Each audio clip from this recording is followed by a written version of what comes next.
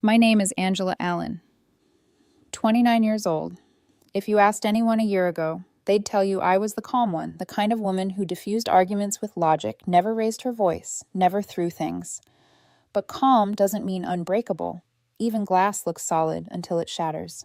That night, the sound of breaking glass sliced through the quiet of my kitchen. Roland had dropped his wine glass into the sink shards, glittering under the warm light. He stared at the mess, shrugged, and started to walk away. "Roland," I said evenly, "you're not going to clean that up." He didn't even turn around. "I'll do it later." "There's broken glass in the sink," I said, still holding the sponge. "I'm washing dishes right now." He sighed, exasperated. "Then do them later, Angela." Something inside me cracked. It wasn't about the glass. It never was. It was the way he said my name, like I was a problem to be scheduled. For months, I'd been living with tiny shards like these, the forgotten bills, the mockery in front of friends. The flirtatious texts he said were just jokes. Every time I swept the mess aside, told myself love meant patience. But that night, I realized love wasn't supposed to hurt, like stepping barefoot on broken glass. "Please," I said quietly, "just clean it up. It takes 10 seconds. He rolled his eyes so hard I thought they'd disappear into his skull. "Oh my God, Angela, you're so dramatic." He grabbed a napkin, picked up 2 little pieces, and tossed them into the trash. The rest stayed glinting in the sink like tiny mirrors of disrespect. Then he turned back, arms crossed. "You know what? This is who I am. Take it or leave it." The words hit harder than the crash had. I looked at him, really looked. The man I'd loved for 2.5 years standing in the kitchen I paid for in the shirt I bought him, acting like boundaries were insults. "Okay," I said, my voice steady. "I'll leave it." His smirk faltered. "What?" "I'll leave it," I repeated. I dried my hands, walked past him to the bedroom, and started pulling his clothes from the closet. "What are you doing?" His tone had that familiar sharp edge of disbelief, the kind that always used to make me hesitate. "Packing your things," I said simply. "Packing my— Are you serious right now?" "Completely." I reached for the black duffel bag he used for weekend trips, folding his shirts neatly. My movements were precise, almost peaceful. "Babe, stop," he said, trying to grab the bag. "You're overreacting." "No," I said, "I'm reacting to months of disrespect that just culminated in you telling me exactly who you are." He laughed nervously. "Angela, come on. It's broken glass, not a crime." "It's the symbol of everything broken between us," I whispered more to myself than to him. He tried a different tone, soft pleading. "You can't kick me out. I live here." "You stay here," I corrected. "Your name isn't on the lease or any bills. You're a guest who's overstayed." He stepped closer, his voice dropping. "Where am I supposed to go?" I looked up, eyes cold. "That's not my problem anymore." He scoffed. "Wow, so heartless. After everything I've done for you." I laughed quietly. "You mean after everything I've done for you?" I packed the last shirt, zipped the bag, and carried it to the living room. "Angela, please." His voice trembled. "You don't mean this." "I do. I love you. If this is love, Roland, then you need to redefine it." I opened the door and placed his bags outside. "You can call someone to pick you up, or I can order you a ride. Your choice." He stood frozen, caught between anger and fear. "I'm not leaving." "Then I'll call the police and have you removed as a trespasser." For the first time, I saw something new in his eyes, panic. "Fine," he spat. "You'll regret this. No one else will put up with you like I did." I met his gaze. "Exactly. That's why you're leaving." He stormed out, slamming the door so hard the picture frames rattled. The silence that followed was heavy, almost sacred. I turned back to the kitchen. The broken glass still sparkled in the sink, untouched. Piece by piece, I picked them up, dropped them carefully into the trash, and let the water run clear. For the first time in months, I smiled while cleaning. The air felt lighter, my reflection steadier. But as the water swirled down the drain, I had a strange feeling, like the mess I'd cleaned up wasn't finished with me yet. Because Roland wasn't the kind of man who accepted consequences quietly. He'd just lost his home, his comfort, his control. And I knew deep down he was about to make sure I paid for choosing peace over chaos. That night, I sat alone at the kitchen table, the clock ticking softly. My hands were steady, but my mind was racing. Freedom didn't feel like fireworks, it felt like quiet. Heavy quiet. And somewhere in that stillness, I whispered the truth aloud. He said, "This is who I am," and I believed him. I didn't know it then, but the glass in the sink wasn't the end of our story. It was just the sound of something much bigger breaking his illusion of control. And the echo of that shatter would follow both of us for a long, long time. When you finally walk away from someone who thrives on chaos, you don't get silence. You get noise, texts, calls, guilt trips, and drama echoing through every digital crack in your piece. It started 7 hours after I kicked Roland out. Day 1, 7:23 a.m. My phone buzzed 8 times before I even opened my eyes. Roland, my card got declined at Starbucks. What did you do, Roland? You're seriously going to cut me off like that, Roland? You're heartless. He wasn't wrong that I'd done something. I'd removed him from my credit card account the same night I packed his things. For 2 years, he'd been an authorized user. It sounded harmless until I realized he'd spent more on coffee and sneakers than on anything that actually mattered. I didn't reply. At 8:10, another text. Roland, this is financial abuse. The irony nearly made me laugh. By noon, he switched tactics. Roland, please fix this. I'm stranded. I'll pay you back. When have you ever done that? I whispered, scrolling through my payment history. $480 last month, brunches, business clothes, random online orders. I could count on one hand the number of times he'd said thank you. I deleted the messages and went back to work, the silence between each notification heavier than the last. That night, I made myself dinner pan-seared salmon, something I hadn't cooked in months, because he'd always complained that it smelled like diet food. The apartment was quiet, peaceful, lonely, yes, but the kind of lonely that feels like healing, not punishment. Day 2, the internet lit up before my coffee brewed. Roland had taken his heartbreak public. On his Instagram story, when toxic women can't handle real men. Sleeping on couches, but at least I'm free. She kicked me out for being myself. His friends flooded his comments with "Stay strong, King, and you deserve better." I stared at the screen, shaking my head. For a moment, I considered defending myself. Then I remembered something my therapist once said. You don't need to correct lies told to people committed to misunderstanding you. So I didn't. Instead, I blocked him. And every time my phone buzzed with another post, I blocked the next account too. Later that afternoon, my friend Jade sent me screenshots from a group chat. Girl didn't. Roland literally bragged about how Angela paid for everything. The post vanished minutes later, but not before it was saved by half the people who'd seen it. For the first time, his charm cracked in public. By the evening of day 2, I got a call from Verizon. A polite voice said, "Hi, Ms. Allen. We received a request to transfer Mr. Roland Hale's phone line off your family plan. But there's a balance of $920 on the device he's using. We need that paid off first." I smiled faintly. That balance will remain his responsibility. Decline the transfer. 10 minutes later, my phone lit up again. Roland. Why are you doing this to me, Angela? Doing what, Roland? Making my life harder. Angela, Roland, your life was funded by my patients. I just stopped financing both. He didn't reply. Day 3. That's when the real unraveling began. His boss at the yoga studio, yes, the one I'd helped him get a part-time job at, called me.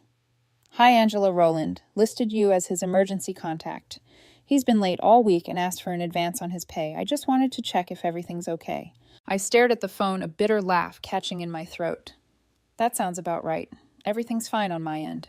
That night, my doorbell rang. I didn't answer. It was almost midnight, but curiosity made me check the peephole. No one there. Just an Uber idling outside and a figure on the sidewalk with their phone pressed to their ear. My stomach sank. I turned off the lights. The car left 10 minutes later. When I finally slept, I dreamed of glass, tiny sharp pieces scattered across my floor no matter how many times I swept them away. The next morning, I met my therapist, Dr. Hahn, for coffee. She listened quietly as I told her everything. The wine glass, the packing, the texts, the posts. Then she asked, "How does your body feel when you think about him now?" I thought for a moment, like I can finally breathe. She nodded. "Then that's not guilt you're feeling, Angela. That's withdrawal. You got addicted to cleaning up his chaos." I sat back, the words sinking deep. Addicted to chaos. It sounded cruel, but it was true. For years, I'd mistaken his need for attention as love and my exhaustion as devotion. Now I just felt empty, and that emptiness was beautiful. That night, I turned my phone on silent, made tea, and stood at the kitchen counter staring at the sink. The same spot where it all began. The surface gleamed. No shards, no noise, no mess. I finally understood that peace isn't loud, it's earned. But deep down, I knew Roland wasn't done. Men like him never let go quietly. They linger in the spaces you once shared, trying to remind you that peace has a price. And he was about to make sure I paid it. If there's one thing I've learned, it's that when you take stability away from someone who lived off it, they don't crumble quietly. They make noise, they flail, and they convince themselves they're the ones being wronged. By the 4th morning after the breakup, my phone lit up with unknown numbers and private calls. I didn't answer, but the voicemails told me everything I needed to know. "Angela, please, I just need you to fix this one thing. My paycheck bounced because my direct deposit was linked to your account. You're ruining my life, and for what? A-Glass, I can't believe you just abandoned me like this. I almost felt sorry for him. Almost. Until I checked my banking app and realized Roland had tried to access my joint Amazon account and order $240 worth of supplements. Old habits die hard. I changed every password I owned. For the first time in 2 years, I didn't owe anyone an explanation for protecting myself. Meanwhile, through mutual friends, bits of his downfall started trickling in. Apparently, he'd moved in temporarily with Caleb, his best friend, the same Caleb who had posted, "She doesn't deserve you, bro," under his breakup rant. 2 days later, Caleb posted a cryptic tweet, "Never house a friend who thinks chores are beneath him." I couldn't help the small smile that escaped. Karma didn't need my help, it had Wi-Fi. At work, I found myself strangely focused. Deadlines I used to dread felt easier now that no one was texting me 30 times a day asking, "What's for dinner?" or "Can you transfer me $50 till Friday?" My coworkers even commented on it. "Angela, you look lighter," said Mina, one of the designers. New haircut, I just smiled. New piece. That night I sat in therapy again. Dr. Hahn handed me a small notepad. Write down everything you gave him that he never noticed. I listed my weekends, my quiet mornings, my savings, my self-respect. When I looked up, she said softly, "Good. Now write what you got in return." I stared at the blank page for a long moment. Then I drew a single line through it. Nothing. Day 5. Roland finally broke the silence. "Roland, you win. I hope you're happy." Angela. "This isn't a competition, Roland." "Then why do I feel like I lost everything?" Angela. "Because you treated everything like it would stay, no matter how you acted." He didn't reply for 2 hours. Then another message appeared. "Roland, can I at least come by to get my yoga mat?" I exhaled, pinched the bridge of my nose. "Your yoga mat." It was my yoga mat bought during his mindfulness phase, which lasted a week. "Angela, I already packed all your things. Everything else stays. Roland, you're being petty." "Angela, I'm being factual." He switched tactics again. "Roland, you used to be so kind. What happened to you, Angela?" I stopped mistaking tolerance for kindness. That evening I went for a walk through the city. The air was crisp and the world seemed oddly bright, like I'd stepped into someone else's life. I passed a cafe where we used to go every Sunday. The barista looked up, recognized me, then hesitated. "Where's your boyfriend?" I smiled gently. "He's finding himself." Later, I'd laugh at that phrasing because he was finding himself, just not in the way he imagined. By the end of the week, his freedom was costing him more than pride. He'd lost access to my Netflix, Spotify, and Uber accounts. His phone plan was suspended after he failed to pay the bill, and when his part-time hours at the yoga studio were cut, he tried calling me again from an unknown number. I picked up by accident. "Angela," his voice was small. "I'm sorry. Okay, can we talk?" "About what?" "About us." "There is no us, Roland. There's just you and whatever mess you're sitting in now." He went quiet.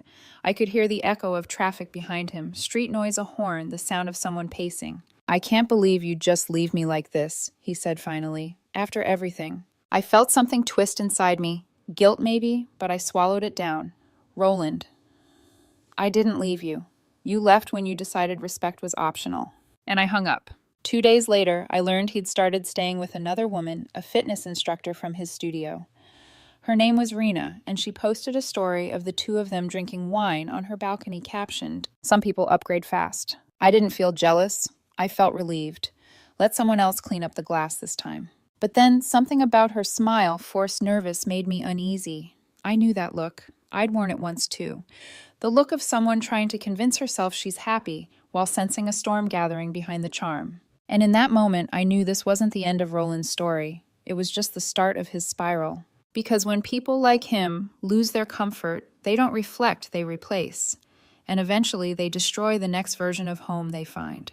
That night I sat by my window, the city lights glimmering like shards of that old wine glass. Dr. Hahn's words echoed in my head. "He's addicted to your stability." But she'd been wrong about one thing. Roland wasn't addicted to my stability. He was addicted to anyone's.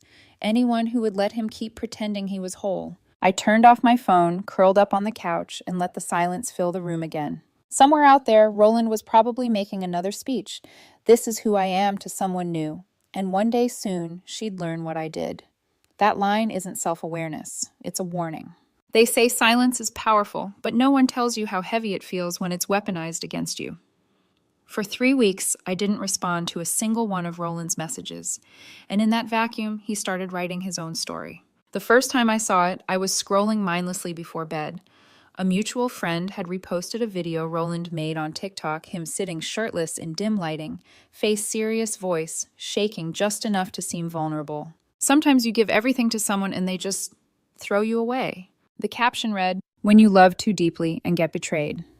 Had heartbreak, toxic love. Thousands of views, hundreds of comments, and a flood of sympathy he hadn't earned. "She didn't deserve you, bro. You'll find someone who appreciates a real man." I almost scrolled past. Almost. Then I noticed one comment pinned to the top, written by Roland himself. "She kicked me out over broken glass. Guess that says everything." I dropped the phone onto my bed and laughed sharp, bitter hollow. It wasn't the glass, and he knew it. But the truth never mattered as much as the version that got attention. By the next morning, the narrative war had spread. Instagram posts, cryptic song lyrics, screenshots with half the context missing. He even changed his bio to the villain in her story. For someone who hated drama, he was staging a one-man show. I tried to ignore it. Truly, I did. But the thing about lies is when you stay quiet long enough, people start mistaking your peace for guilt. A coworker messaged me privately, "Hey, just checking in. I saw Roland's posts. You okay?" I typed back, "I'm fine, just letting him burn through his performance." She replied with a single emoji. It felt fitting. That afternoon, Dr. Hahn asked, "Have you considered confronting him publicly?" I shook my head. That would mean stepping back into his stage. I left the show. She smiled. "Good answer. But remember, peace isn't weakness, Angela. It's restraint." Still, part of me wanted to scream the truth that for 2 years, I'd carried his emotional weight like a mule, paid for his comforts, endured his condescension. Instead, I took a deep breath and chose silence again. Because silence, if used right, becomes its own form of storytelling.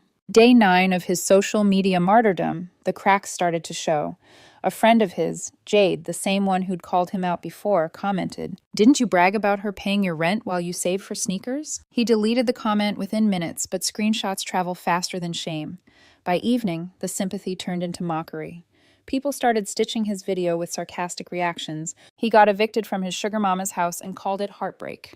The internet didn't side with either of us completely, but it did what it always does. It got bored. Within a day, Roland's 15 seconds of pity turned into silence again. That night, my phone rang. The caller ID said Doris Hale, Roland's mother. I hesitated before answering. "Mrs. Hale." "Hi, Angela. I just wanted to check if Roland's okay. He's been telling us some things." I closed my eyes. I'm sure he has. "He said you threw him out over a misunderstanding." "It wasn't a misunderstanding," I said quietly. It was a pattern. The glass was just the last straw. There was silence on the other end, then a weary sigh. "You sound tired," she said. "I am." Her voice softened. "So are we." Behind her, I heard Greg's muffled tone. "If he's calling you, hang up. He needs to fix his own mess." She ignored him and said, "I'm sorry for what you went through. We tried to warn him about taking advantage of people. Maybe this will be his wake-up call." Maybe, I said, though I didn't believe it. Later that night, I found myself scrolling through his old photos, not to torture myself, but to remind myself of how delusion creeps in slowly. Each picture was like a still from a play I didn't realize I was starring in. Me smiling while he bragged, me laughing while he mocked, me shrinking so he could shine brighter. I finally closed the app and whispered, "Never again." The following week, he tried one last play, a new post. "I've made mistakes, but love shouldn't be conditional." And there it was, the final act of self-pity. Conditional love, the phrase that manipulative people use when they're told to respect boundaries. I didn't respond, but I wrote a note in my phone. Love should absolutely be conditional on respect, on honesty, on effort. Otherwise, it's not love, it's servitude. Then came the message that broke the tension entirely. Caleb. "Hey, Angela. Just FYI, Roland's moving out. My girlfriend's done with him crashing here. Sorry if he's been bothering you." I stared at the text for a while, then typed back. "He's not my problem anymore, but thank you." Caleb. "He's out of control, Angela. I think he really thought you'd take him back." I didn't respond, because I knew what was next. When the audience stops clapping, performers don't retire, they find a new stage. And Roland. He was about to start auditioning again. That night, as I wiped the kitchen counter, my reflection caught in the window.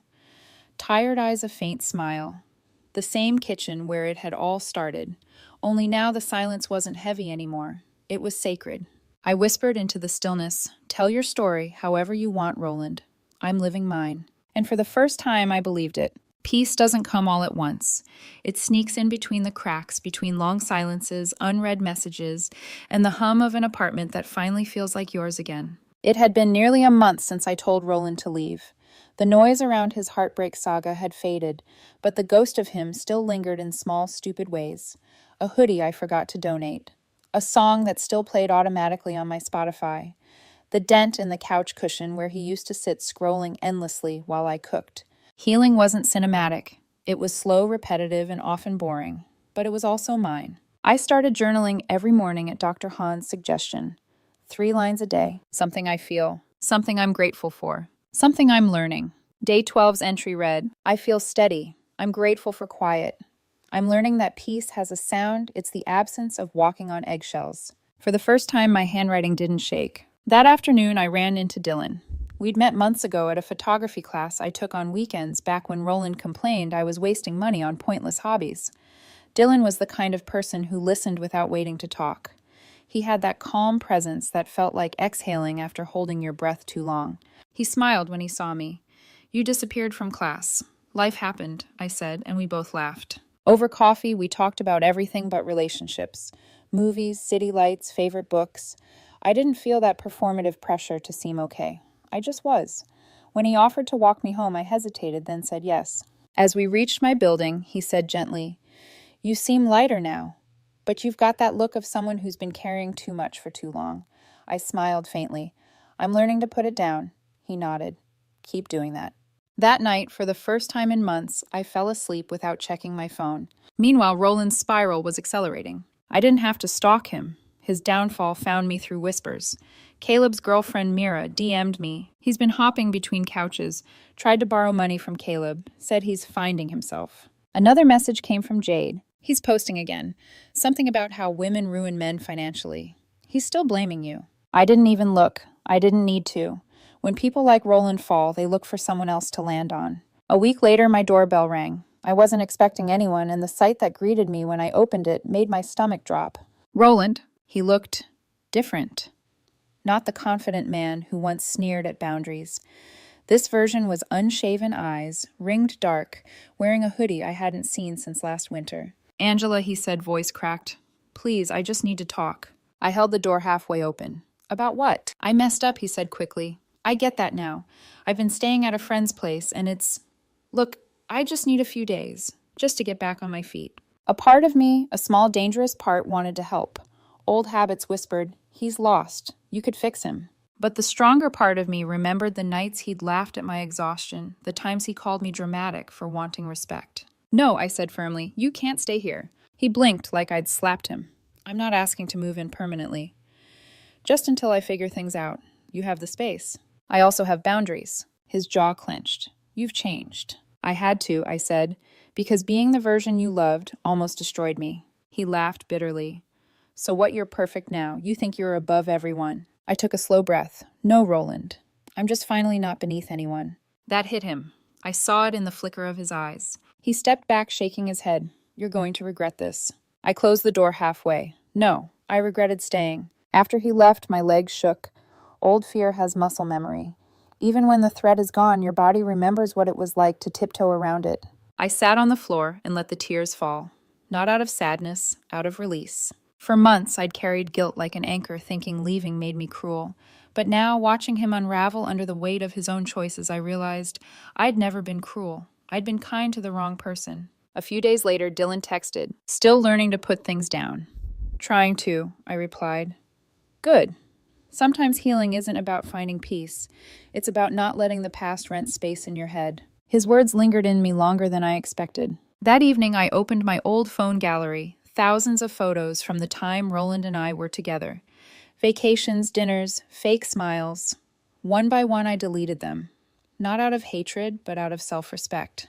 When the last image vanished, I felt lighter. Somewhere in the city, Roland was still performing the same show under a new title, but I was no longer part of the audience. I poured myself a glass of water, looked at my reflection in the window, and said softly, "Love without respect is just captivity."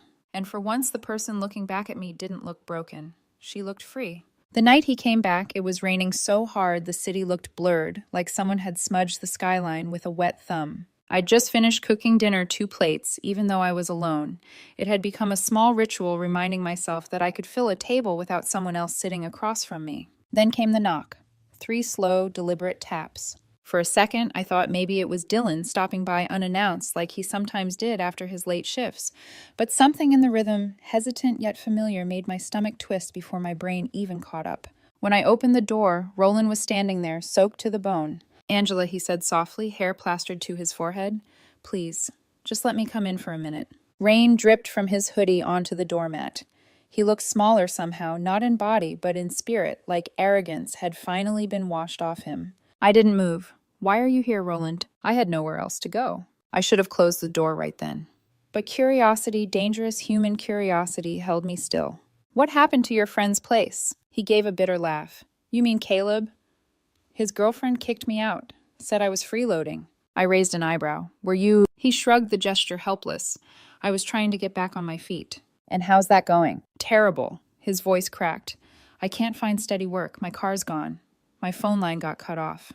I've been sleeping at the yoga studio when no one's there." He looked up at me, eyes wide and glistening.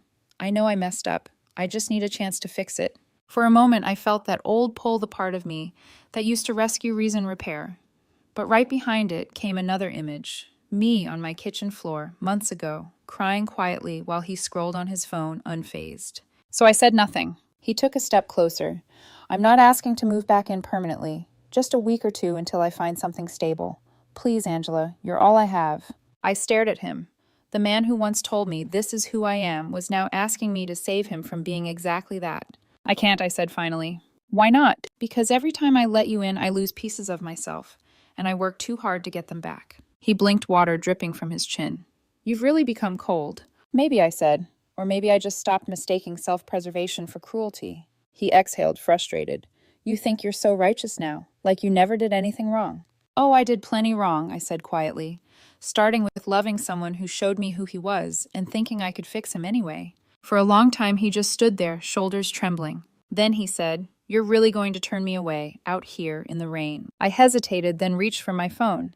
"I'll call you an Uber." He flinched as if the offer itself was an insult. "Don't bother." He turned to leave, but I caught his wrist. Not to stop him, just to steady the shaking that wasn't entirely his. "Roland," I said softly, "I don't hate you. I just don't owe you another chance to hurt me." He looked down at my hand on his sleeve. "You'll regret this." "I already did," I whispered. As the elevator doors closed on him, I felt my chest rise and fall like I'd been holding my breath for months. The apartment felt different when I walked back in, like something poisonous had finally been aired out. Outside, thunder rolled. Inside, everything was still. I sank onto the couch and stared at the door, half expecting him to knock again. But he didn't. When my phone buzzed 15 minutes later, it was the Uber driver. "Hi, just confirming the passenger canceled." He decided to walk. I thanked him and hung up. Then, without really thinking, I texted Dylan. "Me, you ever feel proud and heartbroken at the same time, Dylan?" "All the time. Usually means you did the right thing." The next day, Dr. Han listened quietly as I told her everything. When I finished, she asked, "How did it feel closing the door?" "Like closing a wound," I said. "And how does it feel today?" "Like it's starting to scar." She smiled. "Scars aren't ugly, Angela. They're just proof you survived something that tried to break you." That night, I cleaned the kitchen again. Not because it was messy, but because it was a habit, one that used to mean I was trying to control something, anything, when life felt out of hand. Only now it was different. I wasn't cleaning to forget pain. I was cleaning because the space deserved peace. As I wiped down the counter, I caught my reflection in the glass window, soft light, tired eyes, but steady. Maybe closure doesn't come with grand apologies or poetic endings. Maybe it comes when someone knocks on your door and instead of letting them in, you choose yourself. Outside, the rain finally stopped. And for the first time since that night with the shattered wine glass, I felt certain this time the mess would stay outside the door. 3 months passed, just long enough for life to look normal again and for me to almost forget that the storm had a name. Almost. Because one ordinary morning, as sunlight pooled through the kitchen blinds, I got a call from an unfamiliar number. The voice on the other end was shaky but unmistakable. "Angela, it's me." "Roland." For a moment, I just stared at the phone, silent. Then I said, "You shouldn't be calling me." "I know, I needed to hear a familiar voice." You have friends, family. He gave a hollow laugh. Not anymore. I almost hung up. But curiosity, morbid, human, dangerous, kept me on the line. What happened? He sighed. Everything. Turns out, after I shut the door that night, Roland's life continued to collapse in perfect tragic rhythm. He lasted 3 days couch surfing before Caleb finally told him to leave for good. Then, as if poetic justice had a sense of humor, his yoga studio job let him go. They'd caught him sleeping there after hours, security footage and all. When they asked why, he said, "My ex kicked me out. I had nowhere to go." They gave him his final paycheck and a reminder that the studio isn't a shelter. After that, he tried staying with a girl he met online. It lasted 4 nights. She kicked him out after discovering he'd used her card just to buy food. The receipt said luxury cologne. "Angela," he said on the phone, voice trembling. "I'm trying. Okay, I'm looking for jobs, but no one will hire me. Have you tried apologizing to the people you hurt?" He hesitated. "That's not fair. I've been through hell." "So has everyone you used," I said. Silence. Then, "You don't get it. I didn't mean to be this way." I swallowed. "But you were. That's the thing about meaning, it doesn't erase the damage." He started crying then. Real tears this time, or maybe desperation disguised as them. "Angela, please," he said, voice cracking. "I need help. Just a little money. I'll pay you back, I swear." I closed my eyes. I could almost see him, same pleading tone, same pattern. A cycle dressed up as remorse. "No, Roland," I said gently. "You need consequences, not rescue." He sniffled. "You think you're better than me now." "No," I said, "just freer." And I hung up. Later that day, Dr. Hahn said something that stuck with me. You can't be someone's redemption story when they're still writing in denial. It hurt, but she was right, because part of me still wanted him to change. Not for me, but so that the years I spent trying to save him wouldn't feel wasted. But the truth was simpler and harsher. Some people don't change. They just run out of people to blame. A week later, Greg Hale, Roland's father, called me. "Angela, I'm sorry to bother you," he said. "But have you heard from him?" I did, briefly. He sighed. "We told him he could come home if he got a full-time job and started therapy. He called us controlling. We haven't heard from him since." "Where is he now?" "We think a motel somewhere. Doris tried sending money. He blocked her after she refused to cover his credit card bill." I stayed quiet. Greg's voice broke a little. "You did the right thing leaving him. I wish we'd done it sooner." That night I found myself thinking about Roland, not out of nostalgia but clarity. He'd become the sum of every choice he refused to own, every boundary he mocked, every hand he bit when it stopped feeding him. But I wasn't angry anymore. I just felt sad. Because once upon a time, I'd loved the version of him I thought was real. The kind man under all the arrogance, the partner I believed he could be, if only he tried. But now I understood something fundamental. I hadn't loved him. I'd loved his potential. And potential without accountability is just a ghost that haunts you long after the person's gone. A few days later, I got another call. Unknown number again. This time a deeper voice. "Ms. Allen. This is Officer Perez from the local precinct. We have Roland Hale in custody. He listed you as his emergency contact." I froze. Custody for what? "Property damage and false report," the officer said. "He was staying with a man named Dexter Lang. Apparently things got physical." My stomach turned. "Is he okay?" "He's fine. The other party has no serious injuries. But he'll need someone to call for bail." I exhaled slowly. "That's not going to be me." The officer was quiet for a moment, then said, "You're not the first woman to say that today." After hanging up, I sat on the couch, staring at the quiet room that used to echo with his voice. It hit me then. This was the true cost of, "This is who I am." When you say it like a weapon instead of a truth, you don't get to choose who bleeds. That evening, Dylan stopped by with takeout. He took one look at my face and said, "You heard something, didn't you?" I nodded. "He's in jail." He set the food down gently. "You okay?" "Yeah," I said, "just processing." He sat beside me silent for a while, then said, "You know, sometimes the story doesn't end with revenge or regret. It just ends with distance." I smiled faintly. "Distance sounds perfect." He leaned back. "Then let's toast to that." We clinked paper cups of cold tea and let the silence between us feel safe. Before bed, I checked my phone one last time. No new messages, no calls, just peace, the kind that doesn't need permission to exist. Roland's story was still unfolding somewhere messy and loud, but mine was finally quiet. And I'd learned that sometimes the best ending isn't watching someone change, it's realizing you don't have to wait for them to. It's strange, the things that stay with you. The sound of a wine glass breaking, the weight of a door you finally learned to close, And the quiet, the kind that no longer feels empty, but earned. It's been a year. The kitchen looks different now. New curtains, a little herb garden by the window, a photograph of me and Dylan both half laughing because he'd burned the first batch of pancakes. The air smells like fresh basil and butter, not tension and resentment. Sometimes I still catch myself glancing at the sink, half expecting to see shards glinting under the light. Old reflexes die slow. But all I ever find there now are clean dishes and peace. Dylan is humming softly as he plates dinner. He always hums when he cooks off-key, but gentle. "Don't forget your tea," he says. "You get distracted." I smile. "You mean I overthink?" He shrugs. Same thing sometimes. We sit down, and for the long while we don't talk. We don't need to. The silence isn't tense. It's tender, two people comfortable enough not to fill every space with noise. After we eat, he leans back and asks, "Do you ever think about him?" I pause, consider my answer. Sometimes. Not the way I used to. How's that? I don't replay the fights anymore, or the apologies that never meant anything. I just remember the lessons. Later that night, while he washes dishes, I scroll through my phone. A new message request sits in my inbox. The name makes my stomach tighten for half a second before I exhale. Roland. The first line reads, "I know you'll never forgive me, but I wanted you to know I'm in therapy now. Court-ordered, but still. I realize I was toxic and entitled. I took you for granted. You deserve better. I hope you found it." I stare at the screen for a long time. A year ago, I would have dissected every word searching for sincerity.